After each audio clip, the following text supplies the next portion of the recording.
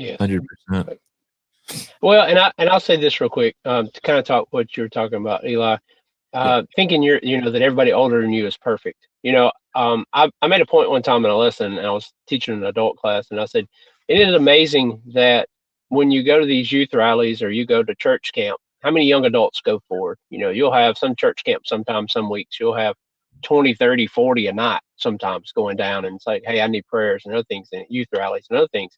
And so I proposed the question in this adult class, why is that? And I said, and the reason why it is because they're around their peers and they know their peers or the people their own age are, mess up just like they do. I said, but as adults, we never talk about our mess ups. We never show that we actually mess up royally.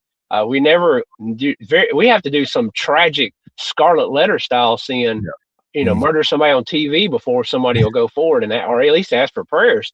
I Yeah. mean, not Yep. that we have to go forward all the time, but we don't even ask for them. And so Right. we have allowed the younger generation to think that we've got it figured out, and you guys are y'all just a bunch of mess ups, and y'all, what is wrong with you people? Yeah. And I think there's a disconnect, and it's a pride and ego thing on my generation and those right under me and right above me, that we don't want you to know we mess up. And so if you listen to me, it sounds like if I'm teaching, I sound like I'm in the middle of a confessional, Yeah. because I will point, hey, I messed this up last week, or this is where I used to royally mess up on this one.